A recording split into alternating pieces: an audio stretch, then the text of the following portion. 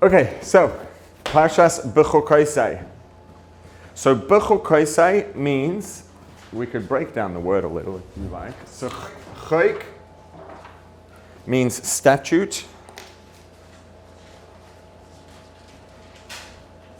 Chukos means statutes. Chukoisei means my statutes. And B'chukoisei means in my statutes or with my statutes. Sorry? Lots of statutes. Yes. So the parsha starts off in B'chukoisei Teilechu, if you will go in the way of my statutes, and then the Torah goes on to relate blessings that we are promised by Hashem that we will merit to in response to following the Torah.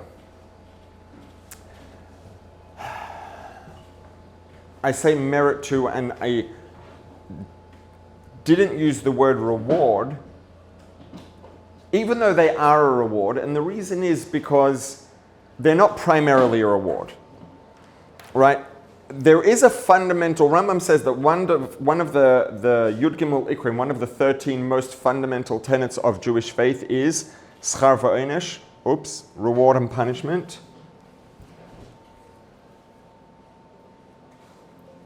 And, wakey. Okay, zoom.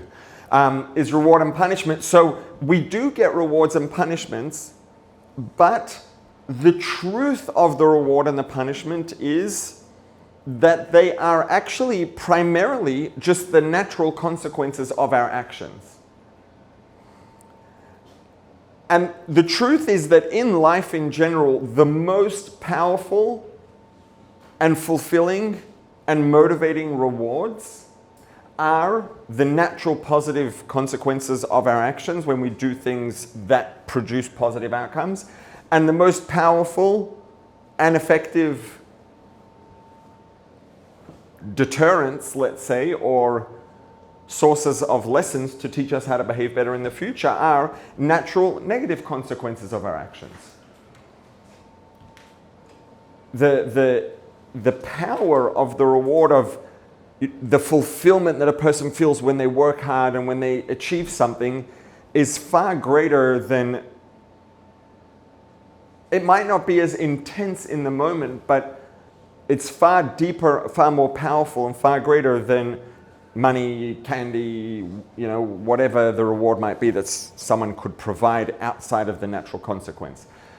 So the rewards in Torah are the natural positive outcomes of doing the right things. When we behave the way that we're supposed to, according to Torah, when we behave in a way in which our body, our soul, our behavior, our actions, our thoughts, our speech are aligned with our purpose, are aligned with the purpose of existence, and what we do is we create this vertical alignment all the way through from the Creator through into the world and the parts of the world that we're interacting with. When things are aligned exactly the way that they're supposed to be, magic happens and things go well. So the blessings that the Torah tells us that we will merit these positive things in response to, or as an outcome of doing things that we're supposed to do, living life the way that we're supposed to live it, it is a reward. But it's not primarily a reward. It's primarily the natural consequence of living the way that we're supposed to live.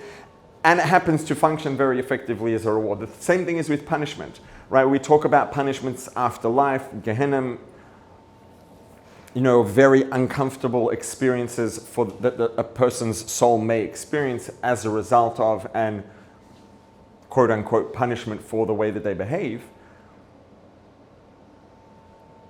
The main reason that they're there, the primary function of that experience is actually a cleansing process because the soul was involved in things that were negative, and a soul that is soiled by this negative behavior can't go into Gan Eden, it can't make it into, let's say, heaven, right? Would be the closest, maybe commonly used term in English, to the reward, to the divine reward in the afterlife. The soul can't make it there if it's soiled. So it has to be cleansed. The cleansing process happens to be extremely unpleasant So it is a punishment effectively, it functions effectively as a punishment, but it wasn't designed to be a punishment. It is the necessary consequence as a result of the actions. It also happens to be a punishment. So the reward and the punishment are primarily just the natural consequences of the behavior, and they happen also to function very effectively as reward and punishment. So that's a big part of what we're talking about in the parsha this week. So it starts out with the rewards, with the positive things, and then it goes on to talk about the negative things. And I mean, the negative things are brutal. They are, honestly, it's horrific. Some of the things that the tocha, the rebuke, people refer to them as curses, the things that the Torah says can happen as a result of behaving in a way that we're not supposed to. I mean, they're really, really bad. So,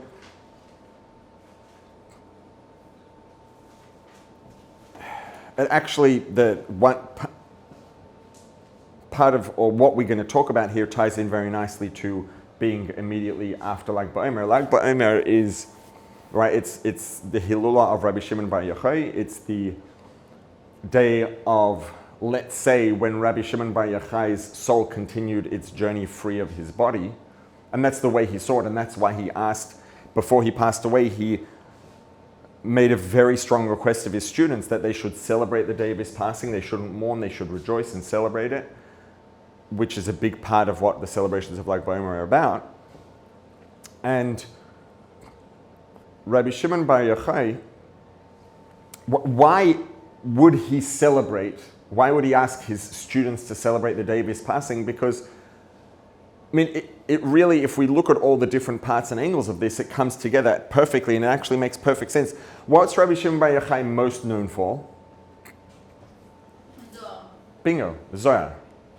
What is Zohar? Zohar is, let's say, the primary text of Kabbalah, of the mystical part of the Torah.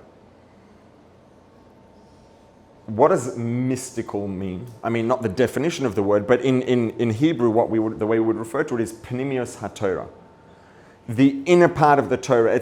And it actually says in the Zohar that the same way that a person has a body and a soul without a body isn't a person, and a body without a soul isn't a person. A body without a soul is a cadaver, and a soul without a body is just a soul. It's closer to an angel than a person, at least in appearance and function.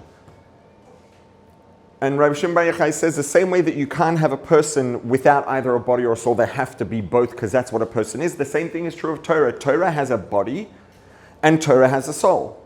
What does that mean? Torah doesn't have arms and legs. Well, what is our body? Our body is, let's say, the tangible part of us, the part that directly interacts with the world around us. And our soul is the intangible part, the non-physical part, that is the driving force behind the body. It's what makes the body be alive. It's what gives life and everything that comes with that to the body. It makes the body a living being that can have a conscious experience, etc. The same thing, equivalent, is true of Torah. So the body of Torah, Gufa D'Oraisa, as it's written in Aramaic, means, or what that refers to is the laws, Mishnah, Talmud, Gemara, Halacha, the things that tell us how to behave. And then the soul of the Torah is Pnimius HaTorah. It's the inner part of the Torah. It's that which makes it all tick, which, let's say, brings it all to life, gives it all flavor, etc., which is the mystical part of the Torah, the Pnimius, the inner part, the hidden parts of the Torah, Kabbalah, etc., Chassidus. So Rabbi Shimon Bar Yochai, one of the most things that he is known for most prominently is writing the Zohar. So Rabbi Shimon Bar Yochai's specialty, at least one layer of it, was always seeing the inside of everything, the soul. He would look at Torah and he didn't just see the words, he saw the hidden meaning or the deeper meaning in the words. He saw the soul of the words, that which was inside of the words and bringing the words to life. And so, as a result of being someone who really saw the inside, he is the primary author of the Zohar. right? What does Zohar mean? Zohar means to illuminate, to shine. So, it's an interesting story. Rabbi Shimon Bar Yochai sent his son to get blessings from a couple of very, very prominent Tanoim, very prominent sages of the time. And his son went to these two sages and, asked them to give him blessings, said his father sent him to get blessings, and they start heaping these horrific curses on him. And he runs off, traumatized, comes back to his father and said, "You sent me to go to these rabbis to get blessings. They didn't bless me. Not only didn't they bless me, they gave me these horrific curses." So his father said, "Let's hear what they said." And so he told his father, Rabbi Shimon Bar Yochai, what they said. And so Rabbi Shimon Bar Yochai explained to his son, well, first of all, he told him that they weren't curses, they were actually blessings. And then he explained or clarified the interpretations of the things they said to illustrate that what the sages actually meant was contained within the words, even if it wasn't the face value meaning of the words. So what sounded like curses really was blessings. And ultimately, it's the same thing here. We look at the parsha and we see these horrific curses and terrible things that the Torah describes. Ultimately, they are blessings. Now the question is, what does that mean that they are blessings? Or let's say they are positive, they are good. What does it mean they are good? Everything in that is for good. Like everything that comes from Hashem is good. So even if you get a curse, in the end, it's going to eventually go to something good. Okay, so that's one take or one way of explaining it, and one approach is that it's going to lead to something good. No, its essence is good. Okay. Everything is good. That's what the Zohar and this explains. Right, excellent. So there are a number of different takes. Right now, we have people who, and different people. We have Nachum Ish Gamzu who said Gamzu Latova. He was actually called Nachum Ish Gamzu. Gamzu means also this. Why would someone be known as Mr. Also this, Nachum the also this guy? And that's because that would actually make an interesting Instagram handle. No, I didn't say that. So why? Because he was known that whatever happened, something terrible could happen, he would say, Gamzul Latova, this too is for the good. And we have Rabbi Akiva, who was known to say, Kol ma David Rahman al-Tavabid, whatever Hashem does is for the good. He's doing for the good.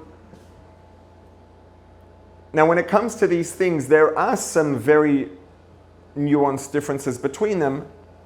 But when someone says, right, the question is, what does it mean that this is for the good or Hashem's doing it for the good? Does it mean that it's going to lead to a positive outcome? It's like, that's nice, but right now, this is horrible. I'm glad that maybe I've learned or I understand or I have faith that if Hashem's doing it, in the end, it's going to lead to something that justifies what he's doing now. Okay, that's nice. It's good to know. Maybe it's somewhat of a relief. But right now, it's still horrible. So while it's true, and it can be very helpful, right? If a person's going through something really difficult and they know, I believe, I'm confident that it's going to lead to something that's so good that it justifies this difficulty, that really can change a person's experience of the difficulty that they're going through. Because ultimately, at the end of the day, what we experience, and this cannot be overstated. It's impossible to overstate this, I think. What we experience is primarily determined by our perspective. The most important thing, the most important and substantial or influential factor in determining what we experience is our perspective. That might seem like it's a little over the top, but the truth is it's really not, right? Who here knows somebody that if they would slip and fall and break a leg or get punched in the face by a random stranger on the street, they would just still be in a good mood? Yeah? And who here knows someone that if you would come and give them $1 million cash, they'd still find a way to kvetch about it? Right? So if you have two people who win the lottery, same amount of money, all circumstances are equal, and one of them is so appreciative and grateful and one of them is busy kvetching about it, right? They both were exposed to the identical circumstance. One of them has a positive experience, one of them has a negative experience. It's like, how can two people have completely polar opposite experiences as a result of the same circumstance? And the answer is, our experience is not determined by our circumstances. Do our circumstances contribute towards our experience? Of course they do. But in order for our circumstances to affect our experience, we have to perceive our circumstances. And our perspective determines the way we're going to perceive the circumstances, and therefore determines what effect they're going to have on us. If something happens and same thing happens to two people, one of them perceives it positively, one of them perceives it negatively, for the first person, this event or this circumstance is going to be a source of positive emotion, and for the second person, it's going to be a source of negative emotion. Why? Same circumstance, because they have different perspectives, they perceive it differently, so the thing that enters into their experience is very different. Right? Because our circumstances, before they affect us, we have to perceive them. So our perspective influences the way we perceive the circumstance, and the circumstance has to be perceived by us in order to affect our experience. So our perspective is really the most influential factor in determining our experience. And this is absolutely the case. And there are people who just have this like infinitely positive disposition, and it doesn't matter what happens. They're always managed to somehow just be in a stable, perpetual good mood. But like a genuinely deep happiness. I'm not talking about someone who's just like, whatever, smiling all day, but they're not really there. Like, there are people who are genuinely, truly, deeply happy, and it doesn't matter what happens. And there are some people who are just miserable no matter what. There's actually some fascinating data about the term, or a term that's used to describe this is synthetic happiness. And what it means is that happiness is actually synthetic. We synthesize it. And the data are fascinating. They took people who, on both ends of the spectrum, some people who suffered like catastrophic things, loss of limbs, things like that. And then they took people who, had these amazing things happen, like winning the lottery was one of the examples. And, the hour after someone finds out they just won $500 million, they're probably going to have a lot of positive emotion. And after a person, God forbid, loses a limb or something terrible happens, they're going to have a lot of negative emotion. But once you turn the clock forward and you come back and look at them 12 months later, people are, to a shockingly large degree, back to where they were before the event happened in terms of their emotional state. Because at the end of the day, our emotional state is primarily determined by our perception, our emotional regulation. All of these things determine how we feel. And the person who was happy before, they're going to need some time to grieve and to process and to figure things out. But most of the time, sooner or later, they're going to end up more or less back where they were. And if they were a person who was just naturally joyous, they'll adapt. They'll grieve, they'll go through that, they'll figure it out, and they're going to be joyous as the person they are now. However, that's different. And the same is true in the reverse.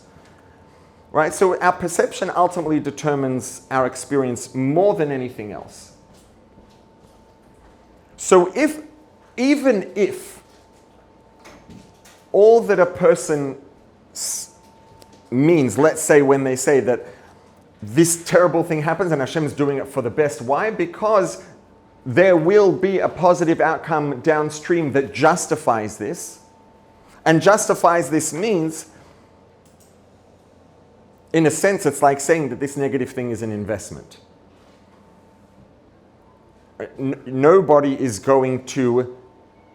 the reason I'm switching to money is just because we have like obvious units that we can relate to.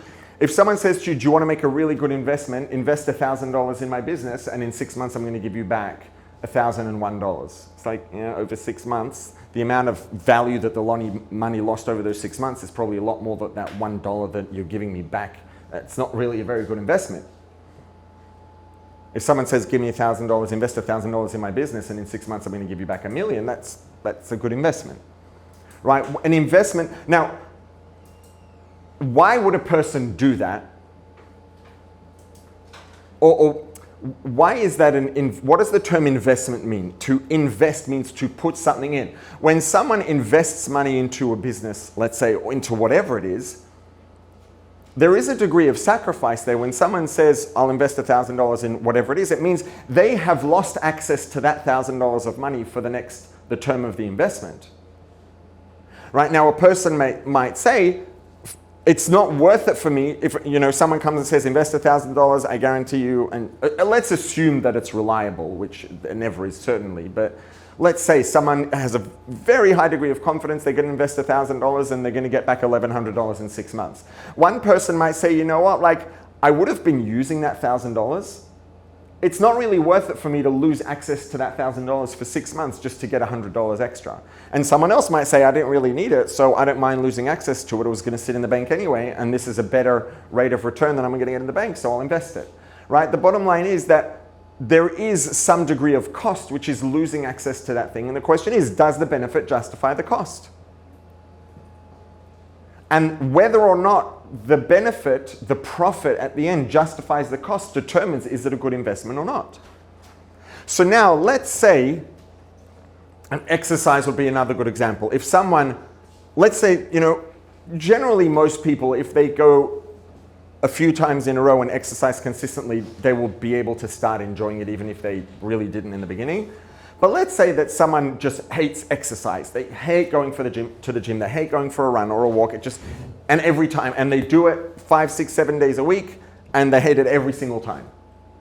Why do they still do it? Because while they're doing the exercise, they're miserable. They wish they wouldn't have to do it, but they understand and they see and they feel the benefits that they get as a result.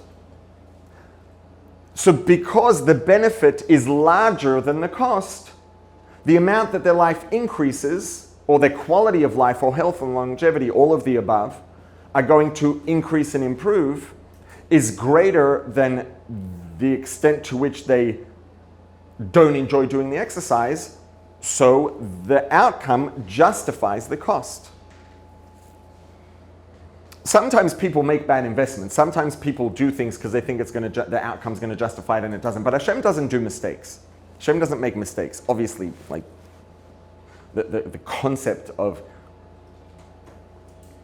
the fact that a mistake is possible for Hashem obviously is absurd. But if Hashem doesn't make mistakes and Hashem cares about us, and when we suffer, Hashem suffers more. When we are in pain, that hurts Hashem more than it hurts us.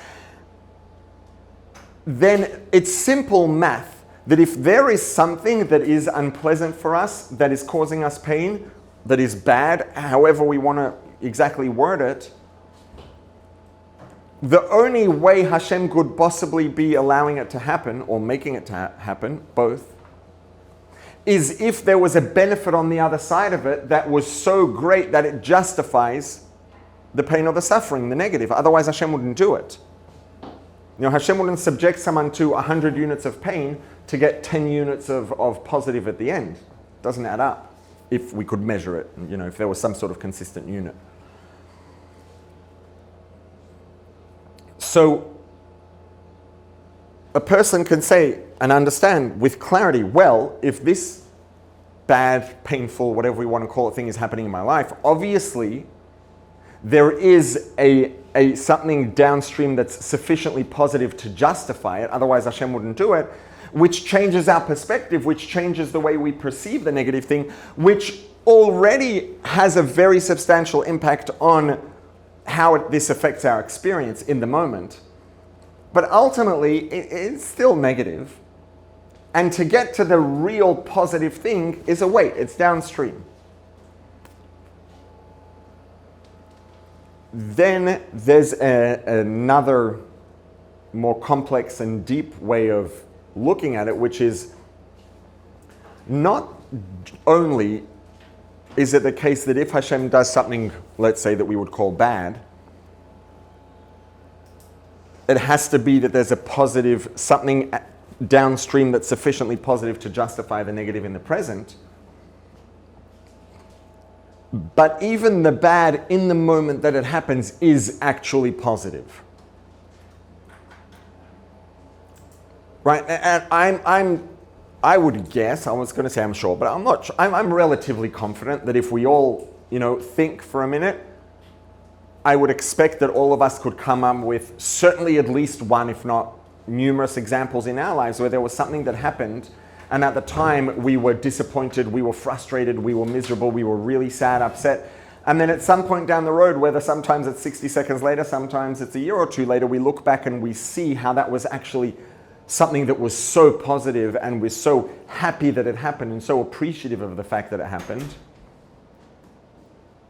And not just because something good came out later, but sometimes it works out in a way that when we look back, we actually see that event itself as having been positive. It's just that we didn't see it in the moment.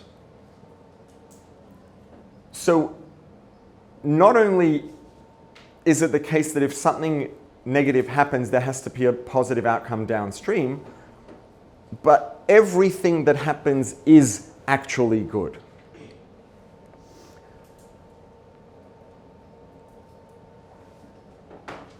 This one is perhaps going to take a much more complex layer of faith. To accept that if something bad happens, there's going to be something good on the other side, on the other end. I mean, yeah, okay, I can buy that.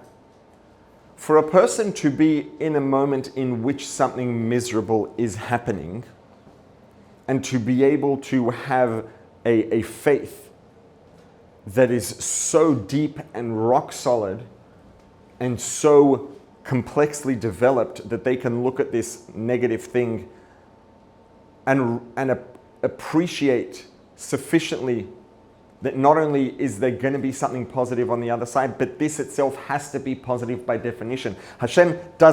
Negative cannot come from Hashem. Now, this becomes a very big and complex conversation, obviously, because, well, I can name a whole lot of things that I would describe as being objectively bad.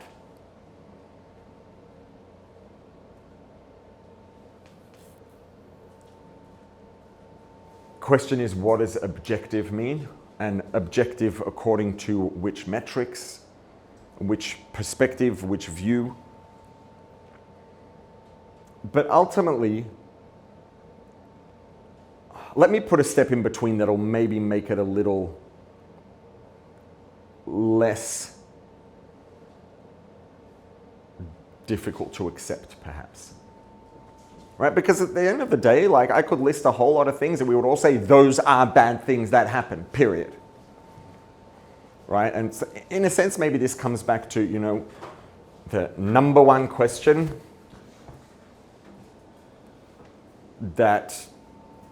number one maybe theological question in Judaism: how could God have allowed the Holocaust to happen, right? Or the more generic version: how could a good God allow bad things to happen?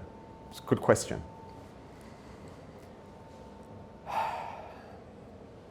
I would say there isn't an answer and there is an answer. And again, it depends on the parameters and the metrics that we're working with. Because there are people who say, well, the Jewish people in Europe were behaving so badly and assimilated and all of this stuff and going against Torah. And so, the harsh, and it's not nice to say, but they were due for a catastrophic punishment. There are people who said that about the Holocaust and people who say that about the Holocaust. And the Rebbe gets very upset when people talk like that and say, God forbid, you know what happened? How could any person ever suggest that there is any behavior that could warrant a punishment like that? You can't say that. There's no way that this was just or fair. Let's say that this was just or fair, period. that though begs the question, are we saying then that Hashem is not just, or Hashem is not fair, or that Hashem makes mistakes? Which one is it? Because it did happen. So now if we say that it is not just according to justice as we understand and perceive it, it was not fair according to the way that we understand and perceive fairness. Right? The moment that we understand that logic is a creation, we think of logic and reason as being these, phenomena that just exist by definition. Logic is just like a phenomenon that is part of reality, and reason is just a thing that's part of reality, and that determines how things have to work and to make sense, etc. Recently, actually, someone who cuts videos for me and puts them online made a short of this, and because of the title and the content of the clip, I got a lot of comments, and it's good for engagement, it's good for the, how the video performs, but people were getting really, really upset. And, some of the comments I can accept, and some of them were just, what you would say in Yiddish is a little bit kleinkäppeldick. Because, yes, according to the way that someone views things, perhaps something that I said might not make sense, but if you can broaden your mind a little, let go of things a little, relax and allow some, let's say, intellectual flexibility. I mean, an example of this in a very, a very STEM example of this would be when you learn about square numbers and square roots in high school, right? By definition, there can't be a square root of a negative number, because a positive multiplied by itself is positive, and a negative multiplied by itself is positive. So it's a technical impossibility for any number to produce a negative when it is squared. So by definition, the square root of any negative number it doesn't exist. It's undefined, probably not even undefined. It just doesn't produce any outcome. But there's a whole field of mathematics called complex numbers, which is based on the fact that I represents the square root of -1, right? So, and there are ramifications of this, which means there is something that, according to the technical conventions of the way we look at mathematics and logic and reason in a very physical way, that doesn't make sense. There is no number which you can square to produce -1. That being said, and there's a reason you don't learn this in 3rd grade, because, for a number of reasons, but a person has to have at least some degree of humility and intellectual flexibility to be able to say, okay, let me let go of, my assumptions or axioms, or, the what I perceive as being the rules and the parameters that define everything, and zoom out a little and, be a little bit more flexible. So, and the comments on the video are things like, well, if it's not logical, then it doesn't make sense. And it's like, well, yes, if you look at logic as being something that exists essentially by definition, but if we can allow some intellectual flexibility and a little bit of plasticity in the way that we perceive things, and realize, and complexity, and understand that logic is also a creation. Reason is also a creation. Everything is created. Everything other than the absolute infinity of God, of the Creator, is a creation, including the concept of justice and logic and reason. Then the rules of logic and reason don't determine the absolute truth of the absolute infinity of the Creator, or the truth, let's say, in the perspective or experience, if we can even use those words, of the absolute infinity of the Creator. Logic and reason are creations. We exist within a reality that is governed by logic and reason. So it makes sense that we work according to them, because we exist inside of that. But if we can also understand that they are creations that determine the reality in which we exist, but they are not the be-all and end-all. They're not absolute at every level of existence or every layer of reality. Then there can be things that don't fit into logic, that don't work according to reason, that are not rational, but that can still be true, or let's say truly correct. And we can accept, if we have the intellectual flexibility and plasticity to say we can, even if we don't relate to these things as being creations and being not absolutely absolute, we can accept that that's the case and accept, the limitations of our minds and what we can understand, and accept that logic and reason, etc., are creations, and the greatest and most absolute truth, or truths, ultimately, or really it's all truth at the end of the day, is going to be beyond the scope of logic and reason, etc., then we can accept that something that does not add up logically, does not add up according to reason, is not just or fair as far as justice and fairness are defined in our experience. We can accept that in the view of the absolute truth, of the absolute infinity, of the Creator, they are truly correct. So if we have that flexibility and plasticity in the way that we perceive and understand things, we can at the same time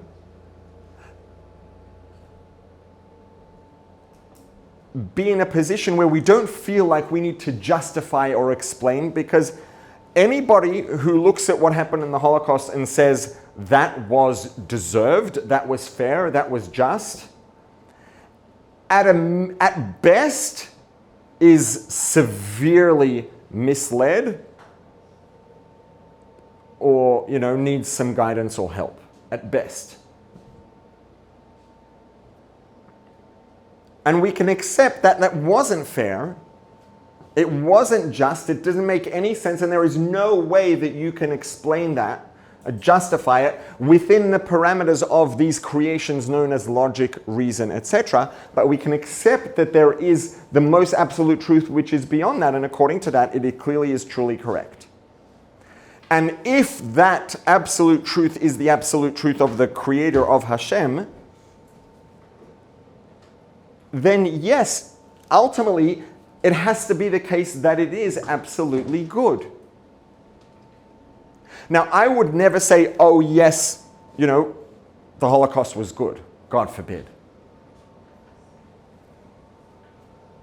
If we're going to explain these two steps and explain that whilst it's not good, as far as what the word good means to us, we can understand and accept that there is that which is beyond all of this, and technically it is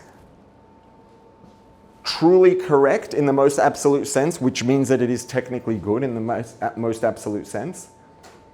That is actually the truth, and that is actually correct. But without all of that qualification and explanation, I would never just say that it's good. So there are things that are bad. That being said, ultimately, the question is just how deep do you have to dig to get to the good? Or is it something that is a good that is perhaps only good at the level of the most absolute truth? And as soon as you get into the realm of existence outside of God, where logic and reason exist, it's by all of those parameters, it's already bad. Now these, obviously this is a very extreme example, but in general, if Hashem makes something happen, it's good. Not only will it necessarily produce a positive outcome, but it is good in and of itself. Now, the person who has, let's say, this rock-solid faith that if Hashem subjects me to something negative, it necessarily has to be leading towards an outcome that is sufficiently positive to justify the negative, that's going to be very helpful in terms of elevating a person's experience of that negative thing. The person who has that faith that's equally rock-solid, but not just that it will produce a positive outcome, but in and of itself it is positive, just I don't really get it. And maybe a good analogy or example to illustrate this idea is, a parent who really cares about their child is at times going to have to do things that concern the child that the child is not going to enjoy. And there are many, many, many different takes on this, but I don't think that there is any correct take in which there isn't going to be substantial necessity for a parent to allow a child to experience things that they very much do not like, at a minimum. Now, if there's a 2-year-old child and, the parent has to subject them to something or allow them to experience something that makes them cry, that makes them feel really sad, to start explaining to a 2-year-old child, oh, the reason we have to do this is because of whatever, it's not going to help. It's probably just going to make them feel like you don't care, and it's going to make them, maybe feel unsafe, and who knows where that leads. So you can be there with them and make sure that they feel the support and presence of and security of the parent, and that they have that stability and safety, and they experience something negative. That's part of life. It's a necessity. But you could have a child who's maybe a little bit older, a child who's intelligent and thinks and is maybe 6, 7, 8, 9 years old, whatever it is. And you might be able to start to explain to them and give them examples to illustrate the idea that sometimes we have to do something that's unpleasant but it's really good, and it's not pleasant in the moment. And sometimes a child can understand that sufficiently to be able to appreciate that, that my parent is saying yes or no or whatever it is, or allowing this to happen or whatever. And I don't like it, and I wish they wouldn't, but I can understand and appreciate the fact that they're doing it for a good reason, and ultimately it's for something positive. Or that ultimately this is actually a good thing that they're doing. Right? Let's say a parent watches a child struggle with something, and I can speak for personal experience. When I see one of my children, I see a young child, a baby, struggling with something and getting very frustrated, my first instinct is to just jump in and help them. It's like my whole being, from every part of me, just wants to jump in and help them because it's unpleasant for them. That being said, I also have the awareness that not only is it going to be good for them in the future, but right now, right? So if I could say, yes, this is a bad thing, but it's going to help them in the long term, okay, so I have to, it's hard to watch, but I have to allow it. But if I can reframe that differently and stand there and watch my child struggle with something and appreciate and understand, not only is this going to make their life better down the road, but right now this is a resilience building exercise. This child right now is building resilience. This child is building frustration tolerance. This child is building problem solving skills. I can watch the child and see their frustration and see all of that negative emotion and not enjoy the negative emotion, but at the same time appreciate this event, not just because of what's going to happen in the future, which is nowhere near as effective at flipping our experience of it, but if I see, you know what, yeah, my child right now is developing resilience, they're developing problem-solving skills, they're developing frustration tolerance, they are becoming a more competent, capable person right now. Now I can view the struggle as a positive thing, not a negative that will lead to a positive. That's a much deeper transformation in the perspective, and leads to a much deeper transformation in the experience. To see how the thing itself is good. And this is, in a sense, like what Rabbi Shimon Bar Yochai saw in his son's blessing. Because Rabbi Shimon Bar Yochai, the author of the Zohar, saw the inside of everything. And inside, we could think of, he saw the hidden truth inside. It's like, that sounds so nice. It's like some, fantasy thing or some abstract thing that doesn't actually mean anything. It's like, no. That is actually the truest identity of whatever it is. A person who wakes up in the morning and has the same body that they had yesterday, but they have a completely different self-image, a completely different perception of the world, whatever it is, they're transformed inside, even though their body is identical to the way it was yesterday, they are a very different person. Because ultimately our identity is not determined by, is not defined by our body. Our identity is defined by the person inside the body, the entity that's living in the body, the individual that's living in the body. That is ultimately our truest identity. You know, and the same thing would be in the reverse. If someone's appearance changes drastically for whatever reason, but nothing about the person inside changes, there can be challenges and struggles associated with that, because as people we can't help but, you know, associate our perception of people with the way they look. But at the end of the day, they're the same person, right? And a person who has any depth of character and personality is going to do the work to get past those changes and to appreciate it's exactly the same person. So the things that are beneath the surface ultimately are the things that are the primary factors that determine and define the real identity. Those are the truest identity. So Rabbi Shimon Bar Yochai wasn't convincing his son, oh yeah, those curses, you know what? Like, I could explain them away as really being blessings. Rabbi Shimon Bar Yochai saw the true identity of those words that they spoke, and he saw the soul of the words. He saw these are blessings. They sound like curses to the undeveloped ear, to the naked ear. At face value, anyone would translate them as being curses, but they're not, and they never were curses. That's not their identity. They sound like curses, but they're not. Now, there are a whole lot of explanations as to why didn't they just give him blessings. Right? But sometimes the deepest and most profound, and I think anybody who has really put work in their life can appreciate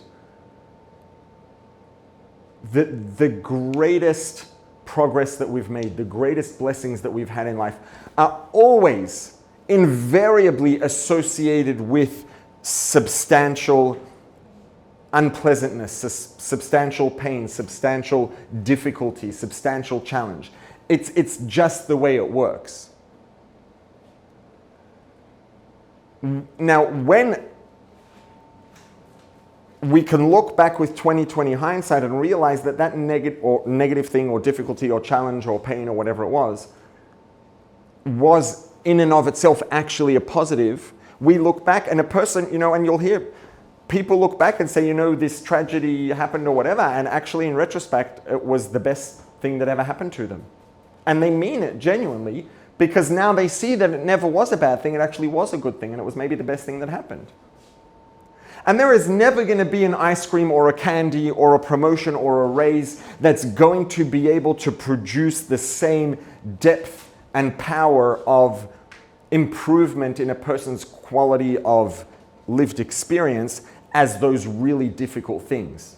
There's a certain point at which something is so big, so powerfully fulfilling, meaningful, incredibly positive, that it's beyond the reach of that which is obviously positive, and it's too big for that.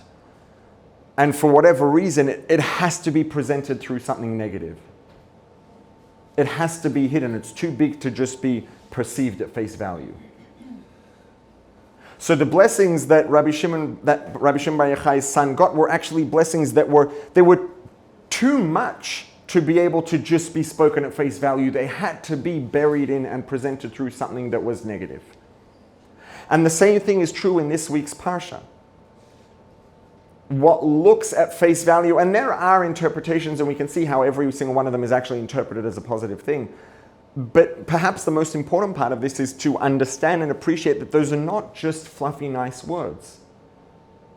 These are things that are not only also positive, but they are so profoundly and powerfully positive that they're too much to be perceived at face value. They're too much to be presented and experienced in a positive way. And these are the things that are so big and so enormous in the magnitude and complexity and power of that positivity that for whatever reason they have to come through the negative. But it's not that it's a negative that will produce a positive. In and of itself, they are positive. They're so positive that they're beyond positive and have to be presented through the negative.